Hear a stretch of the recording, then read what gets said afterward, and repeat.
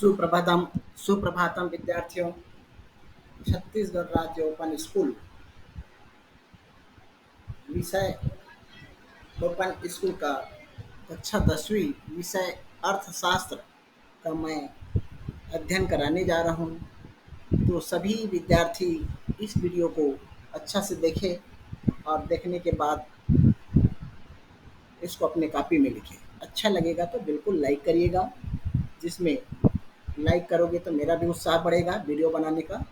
तो इस प्रकार से सभी विषय का वीडियो बनाने का प्रयास करूँगा। तो लगभग प्रायः 2-3 विषय का बन चुका है 10वीं क्लास का। तो इसी कड़ी में अर्थशास्त्र का वीडियो बनाने जा रहा हूँ। तो आइए, अर्थशास्त्र की क्लास में आप सबका स्वागत है। देखिए, पहला प्रश्न है, अर्थशास्त्र के अध्ययन को कितनी शाखाओं में विभाजित किया गया है? उनके नाम लिखिए। उत्तर, 2 शाखाओं में विभाजित किया है। पहला व्यष्टि अर्थशास्त्र, दूसरा समष्टि अर्थशास्त्र। इस प्रकार अर्थशास्त्र के अध्ययन को कितने भागों में बांटा गया है? 2 भाग में, व्यष्टि अर्थशास्त्र, समष्टि अर्थशास्त्र। विकास के स्तर के आधार पर अर्थव्यवस्था के प्रकार लिखे। विकास के आधार पर तो 2 भाग है इस प्रकार, विकसित, विकासशील अर्थव्यवस्था। प्रश्न 3, 2 प्राथमिक आर्थिक गतिविधियों के नाम लिखिए। पहला है 2 प्राथमिक आर्थिक गतिविधियों के नाम। पहला उत्पादन, दूसरा उपभोग, तीसरा पूंजी निर्माण। प्रश्न 4 है इसमें, मांग की परिभाषा लिखिए।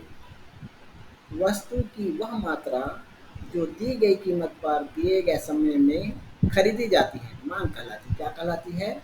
वस्तु की वह मात्रा जो दी गई कीमत पर दिए गए समय में खरीदी जाती है। दी गई कीमत पर दिए गए समय में खरीदी जाती है, मांग कहलाती है।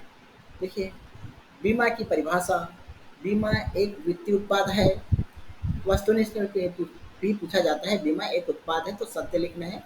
बीमा एक वित्तीय उत्पाद है जिसे बीमाधारी द्वारा उसके नियंत्रण के बाहर किसी भी घटना के कारण होने वाली हानि को पूरी अथवा आंशिक भरपाई के लिए खरीदा जाता है। इसके लिए कोई भी घटना के कारण होने वाली हानि को पूरी अथवा आंशिक भरपाई के लिए खरीदा जाता है। द्वितीयक आंकड़े क्या है? जिनका संग्रह किसी दूसरे व्यक्ति द्वारा पहले किया गया है। जिनका संग्रह किसी दूसरे व्यक्ति द्वारा पहले किया गया है, द्वितीयक आंकड़े कहते हैं। व्यवसाय के प्रकार लिखिए। व्यवसाय 2 प्रकार के हैं इसमें। आंतरिक व्यवसाय देश के भीतर होता है, और बाह्य व्यवसाय मतलब बाहरी व्यवसाय, विभिन्न देशों के बीच होने वाला व्यवसाय। हाँ, ये भी प्रश्न बहुत सरल है। अकाल का अर्थ है, देखिए, अकाल का अभिप्राय भोजन की कमी, भूखमरी और बहुत से व्यक्तियों की मृत्यु का कारण बनती है। अकाल का अर्थ है, अकाल का अभिप्राय भोजन की कमी, भूखमरी और बहुत से व्यक्तियों की मृत्यु का कारण बनती है। ठीक है। अगला देखिए, समांतर माध्य ज्ञात करने की मुख्य विधियों के नाम लिखिए। समांतर माध्य ज्ञात करने के लिए 2 विधि है, प्रत्यक्ष विधि, अप्रत्यक्ष विधि। प्रदूषण से आपका क्या अभिप्राय है? प्रदूषण शब्द का अर्थ एक प्राकृतिक संसाधन की गुणवत्ता में अवांछित परिवर्तन है।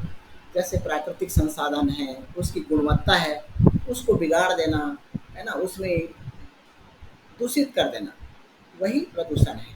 इस प्रकार से प्रदूषण शब्द का एक अर्थ एक प्राकृतिक संसाधन की गुणवत्ता में अवांछित परिवर्तन है, उसमें परिवर्तन कर देना। अवांछित माने बिना, जो नहीं चाहते हुए भी उसको परिवर्तन कर देना, अवांछित परिवर्तन है। उपभोक्ता किसे कहते हैं? उपभोक्ता वस्तुओं एवं क्रेताओं, उपभोक्ता वस्तुओं एवं सेवाओं के क्रेता है। वैट का पूरा नाम लिखिए। देखिए, वैट का पूरा नाम वैल्यू एडेड टैक्स है। वैट का नाम वैल्यू एडेड टैक्स है। यह एक प्रकार का प्रत्यक्ष कर है जो वस्तु एवं सेवाओं पर लगाया जाता है। वैट टैक्स कहाँ लगाया जाता है? अप्रत्यक्ष है, वस्तु और सेवाओं पर लगाया जाता है। बैंक का कार्य लिखे। देखिए, सभी ध्यान से समझिए। बैंक के कार्य है जनता से जमा राशियों को प्राप्त करना, जनता से जो जमा राशि उसको प्राप्त करना, और उसके बाद ऋण प्रदान करना, ऋण भी देता है। इस प्रकार बैंक के कार्य है। गरीबी रेखा क्या है? भारत सरकार की योजना आयोग के अनुसार कोई भी व्यक्ति जिसे अपने भोजन से ग्रामीण क्षेत्रों में 2400 कैलोरी और शहरी क्षेत्र में 2100 कैलोरी नहीं मिल पाती है। इतना भोजन मिलना ज़रूरी है। 2400 कैलोरी और 2100 कैलोरी नहीं, अगर ये नहीं मिलता है तो ये गरीबी रेखा के अंतर्गत है। जिसे प्रतिदिन भोजन नहीं मिल पाता है उसे निर्धनता रेखा कहते हैं। निर्धनता माने गरीबी, है ना? इसमें घूमना नहीं है। कभी कभार निर्धनता रेखा क्या है ऐसा भी पूछ देते हैं। तो इस प्रकार निर्धनता रेखा के अंतर्गत कितना होना चाहिए? ग्रामीण क्षेत्र में 2400 कैलोरी और शहरी क्षेत्र में 2100 कैलोरी नहीं मिल पाता, जिसे प्रतिदिन भोजन नहीं मिल पाता है, उसे निर्धनता रेखा कहते हैं। आवश्यकताएं की विशेषता लिखिए। आवश्यकता क्या है? आवश्यकताएं की संतुष्टि संभव है। संभव है। आवश्यकताएं असीमित है, मतलब आपकी आवश्यकता सीमित नहीं है। बहुत जितना चाहते उतना आवश्यकता है, तो इस प्रकार आवश्यकता असीमित है। आवश्यकताओं की विविधतापूर्ण प्रकृति। वर्तमान आवश्यकताएं भविष्य की आवश्यकताओं से बहुत महत्वपूर्ण होती हैं। वस्तुओं और सेवाओं का वर्गीकरण कीजिए। वस्तु और सेवाओं का देखिए, इसमें निःशुल्क वस्तुएं तथा आर्थिक वस्तुएं, निःशुल्क सेवाएं और आर्थिक सेवाएं, उत्पादक वस्तुएं एवं और उपभोक्ता वस्तुएं, एकल उपयोगी और दीर्घ उपयोगी, निजी और सार्वजनिक वस्तुएं। मिश्रित अर्थव्यवस्था क्या है? देखिए, मिश्रित मतलब देखिए इसमें मिश्रित अर्थव्यवस्था एक ऐसी प्रणाली है जिसमें निजी तथा सार्वजनिक सार्वजनिक क्षेत्र दोनों का अस्तित्व होता है। किसका किसका? निजी तथा सार्वजनिक क्षेत्र दोनों का सह अस्तित्व होता है। बहुत सरल ढंग से समझाया जा रहा है। निजी तथा सार्वजनिक क्षेत्र दोनों का सह अस्तित्व होता है, उसे मिश्रित अर्थव्यवस्था कहते हैं। अर्थव्यवस्था की केंद्रीय समस्याएं लिखिए। अर्थव्यवस्था की केंद्रीय समस्याएं देखिए, किन वस्तुओं तथा सेवाओं का तथा कितनी मात्रा में उत्पादन किया जाए। देखिए, इसको ध्यान से समझना है। किन वस्तुओं तथा सेवाओं का तथा कितनी मात्रा में उत्पादन किया जाए। वस्तुओं और सेवाओं का उत्पादन कैसे किया जाए। वस्तुओं और सेवाओं का उत्पादन किसके लिए किया जाए। बाजार की संरचना लिखिए। बाजार की संरचना कैसे होती है? बाजार एक संगठित संरचना है। देखिए, बाजार में सब लोग इकट्ठा होते हैं, इस प्रकार से बाजार एक संगठित संरचना है जिसमें विक्रेता और खरीदार होते हैं, जिसमें केवल बेचने वाला और खरीदने वाला होता है। तो इस प्रकार बाजार की पहला संरचना है, एक संगठित संरचना है जिसमें विक्रेता और क्रेता दोनों होते हैं। उपभोक्ता और उत्पादक शामिल होते हैं। उपभोक्ता उपभोग करने वाला उपभोक्ता है और उत्पादक जो उत्पादन करने वाला दोनों शामिल होता है। उपभोक्ता और उत्पादक दोनों शामिल होते हैं। फर्मों और उनके आकार की संख्या शामिल है। किसी विशेष बाजार में प्रवेश करने व छोड़ने की आसानी और जानकारी की उपलब्धता है ना। किसी विशेष बाजार में प्रवेश करने और वह छोड़ने की आसानी होती है उसमें, और जानकारी की उपलब्धता। कीमतों के गठन और स्तर को प्रभावित करने की क्षमता बाजार की संरचना पर निर्भर करती है। मुद्रा की परिभाषा एवं कार्य लिखे हैं।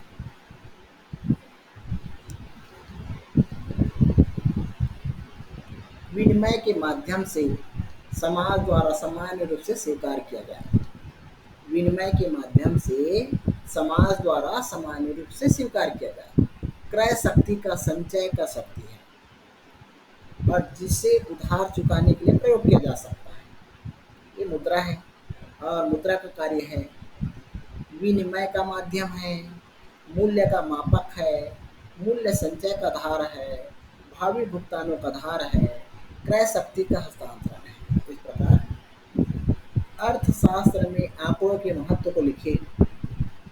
अर्थशास्त्र में आंकड़ों के महत्व है आर्थिक नियोजन, राष्ट्रीय आय के निर्धारण में सरकारी नीतियों का आधार। इस प्रकार है। आपूर्ति की परिभाषा में किसे सम्मिलित किया गया है? वस्तु की मात्रा जो विक्रेता बेचने पर तैयार है। समय अवधि, वस्तु की मात्रा को बेचने के लिए तैयार है। इस प्रकार से समय अवधि और वस्तु की मात्रा को बेचने के लिए तैयार है। सर्व शिक्षा अभियान के उद्देश्य लिखिए। सर्व शिक्षा अभियान का उद्देश्य है विद्यालय में सभी बच्चों का नामांकन होना चाहिए।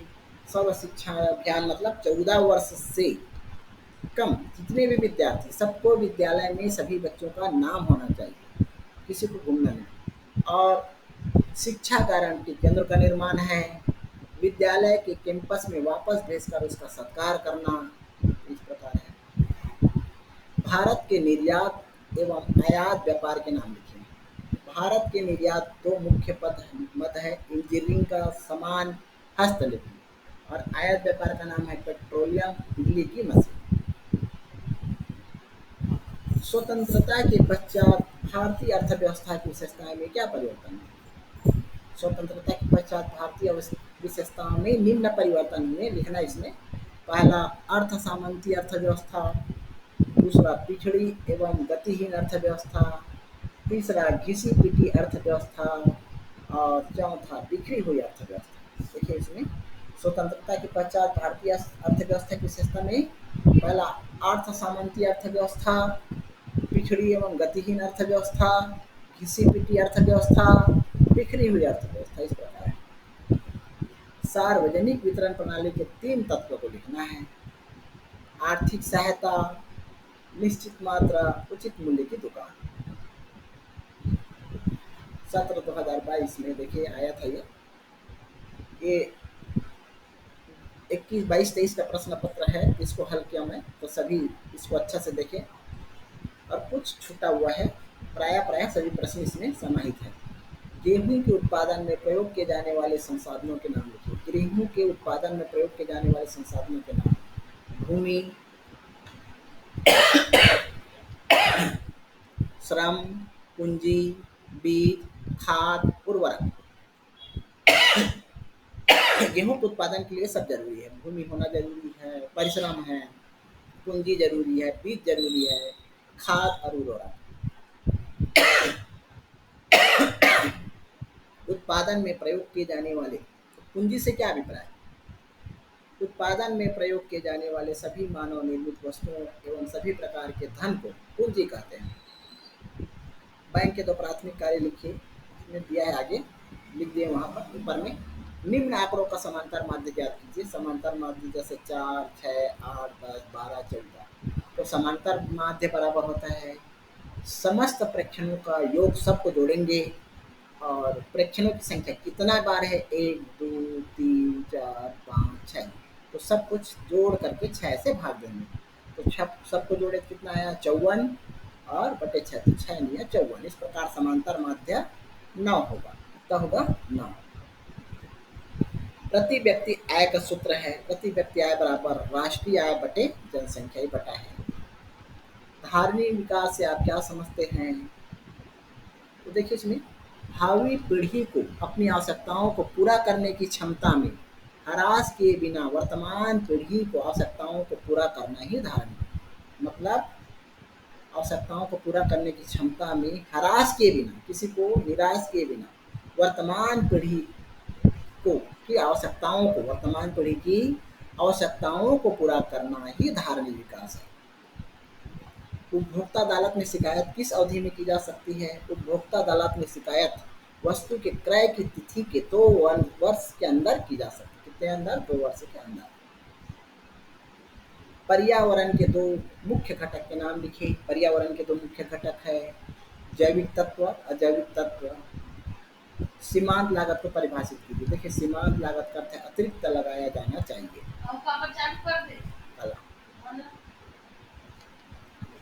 यदि किसी वस्तु की 48 इकाइयाँ का उत्पादन किया जाता है तथा कुल स्थिर लागत 180 रुपया और कुल परिवर्ती लागत 300 रुपये है, तो उत्पादन की औसत लागत कितनी है?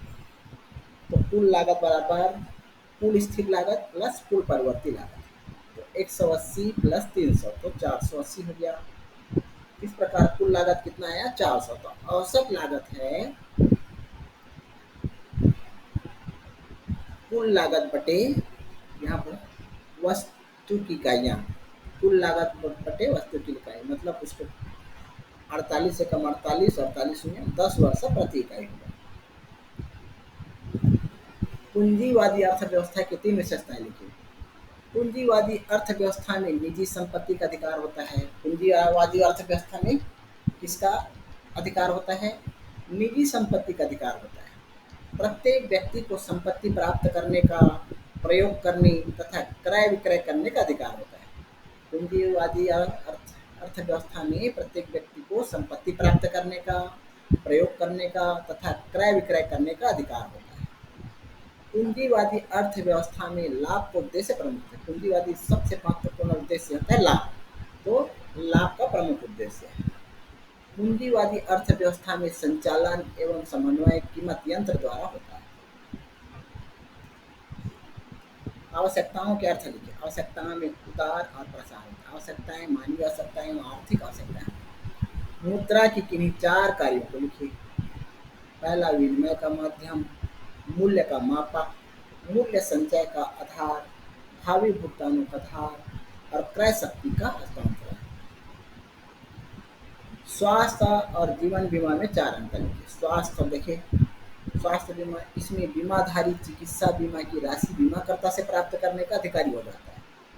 और स्वास्थ्य बीमा में अनेक प्रकार की स्वास्थ्य एवं चिकित्सा बीमा योजना सामान्य बीमा कंपनियों द्वारा चलाया जाता है। ठीक है। अब जीवन बीमा देखिए। जीवन बीमा व्यक्ति के जीवन पर आधारित होता है। जीवन बीमा निश्चित अवधि या जीवन भर के लिए किया जाता है। उद्यमी माने परिश्रमी के किन्हीं चार कार्यों को लिखो। उद्यमी मतलब परिश्रमी।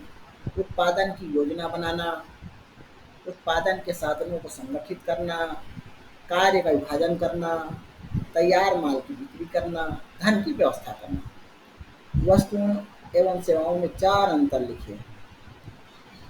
पहले वस्तुएं दृश्य होती है, देखा या छुआ जा सकता है। वस्तुएं कैसे होती है?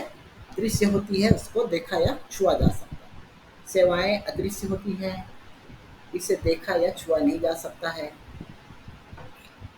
वस्तुओं का उत्पादन और उपभोग में कुछ समय का अंतर होता है। इसमें सेवाओं का उत्पादन और उपभोग में कुछ समय का अंतर नहीं होता है। तीसरा, वस्तुओं का भंडारण संभव है, सेवाओं का भंडारण संभव नहीं है। यहाँ पर संभव नहीं है। वस्तुएं एक स्थान से दूसरे स्थान तक पहुंचाई जा सकती है। सेवाएं, यहाँ पर सेवाएं हैं, एक स्थान से दूसरे स्थान तक नहीं पहुंचाई जा सकती है। भारत में निर्धनता के कोई पांच कारण लिखिए। पहला, गरीबी का दुष्चक्र, नीची प्राकृतिक संसाधन क्षमता, आय एवं धन वितरण में असमानता। चौथा, कीमतों में वृद्धि। पांचवा, तीव्र जनसंख्या में वृद्धि। कृषि में निम्न उत्पादकता।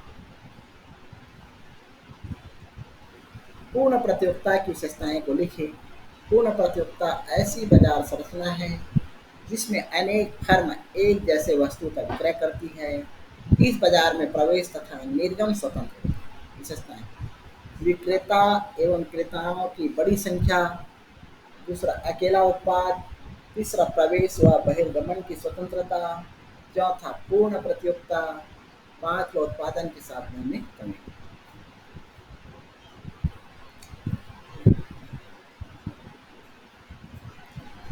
व्यक्तिगत आपूर्ति में कौन कौन से कारक प्रभावित करते हैं?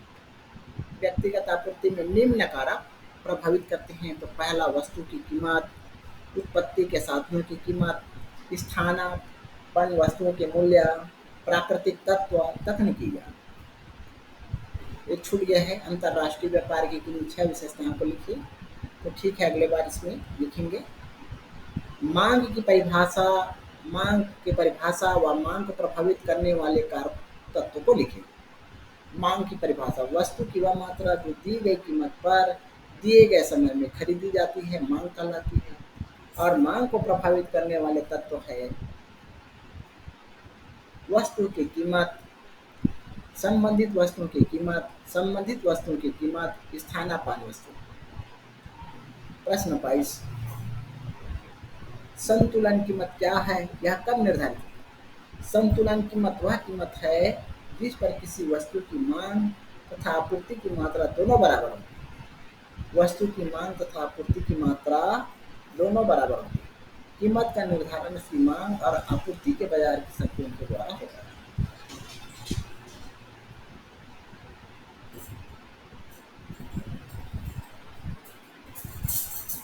व्यष्टि अर्थशास्त्र किसे कहते हैं? व्यष्टि अर्थशास्त्र आर्थिक विश्लेषण की उस शाखा को कहते हैं जो व्यक्तिगत या विशिष्ट आर्थिक इकाइयों का, अर्थव्यवस्था के छोटे भाग का, व्यवहारिक तथा पारस्परिक संबंधों का अध्ययन करता है। व्यापारिक बैंक किसे कहते हैं? व्यापारिक बैंकों की स्थापना भारतीय कंपनी अधिनियम के अंतर्गत की गई और जो सभी साधारण बैंकिंग कार्य को संपन्न करते हैं, इसे व्यापारिक बैंक कहते हैं। संपन्न है ये। अस्थायी बंदोबस्त से क्या अभिप्राय है? अस्थायी बंदोबस्त प्राय प्रत्येक 25 से 30 वर्ष में भूमि के लगान में परिवर्तन से है। 25 से 30 वर्ष में भूमि के लगान में परिवर्तन से है। लघु उद्योग को ये भी छूटा है। प्रदूषक क्या होता है? प्रदूषक शब्द का अर्थ एक प्राकृतिक संसाधन की गुणवत्ता में वांछित परिवर्तन है।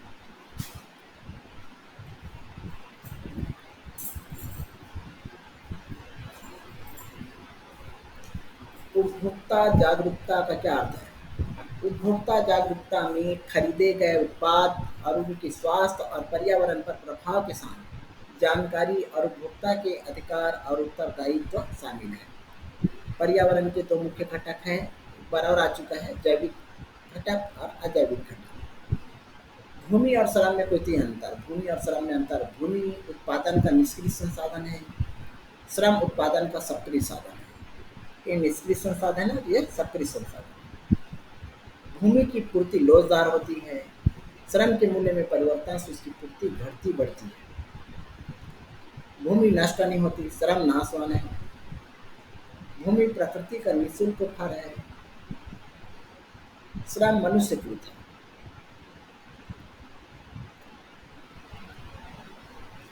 व्यष्टि अर्थशास्त्र की विशेषताएं लिखिए। व्यष्टि अर्थशास्त्र की विशेषताएं निम्न है। पहला, संपूर्ण अर्थव्यवस्था को समझने में सहायक, आर्थिक नियमों के निर्माण में सहायक, व्यक्तिगत इकाइयों के कार्यकुशलता में वृद्धि, सरकार के आर्थिक नीति के निर्माण में सहायक। अर्थव्यवस्था की चार विशेषताएं लिखिए। पहला, आर्थिक गतिविधियों के स्तर में उच्च वचन चलता रहता है। उत्पादन, उपभोग या निवेश एक अर्थव्यवस्था की आधारभूत गतिविधियां हैं। मुद्रा को विनिमय के माध्यम के रूप में प्रयोग किया जाता है। अर्थव्यवस्था में सरकारी हस्तक्षेप को वांछित माना जाता है। प्रायः सभी अर्थव्यवस्था को स्वतंत्र रूप से कार्य करने की वरीयता दी जाती है।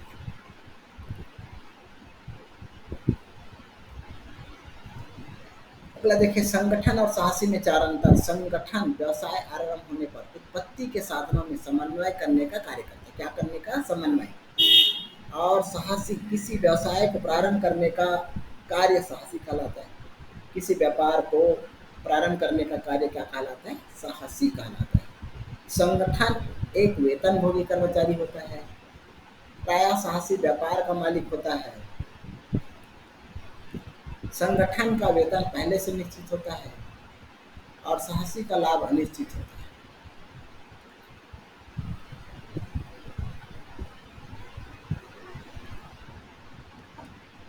प्रश्न 34, एकाधिकार की विशेषताएं लिखे। एकाधिकार की विशेषताएं निम्न है। पहला, एक फर्म, वस्तु का कोई निकट स्थानापन्न न होना, कीमत निर्धारक, नई फर्म के प्रवेश पर रोक। एकाधिकारी को उद्देश्य लाभ अधिकतम करना होता है। स्वर्ण जयंती शहरी योजना की व्याख्या कीजिए। स्वर्ण जयंती गरीब परिवारों को रोजगार उपलब्ध कराना है। गरीब परिवारों को रोजगार उपलब्ध कराना है। यह योजना सर्वप्रथम सन 1997 में आरंभ की गई।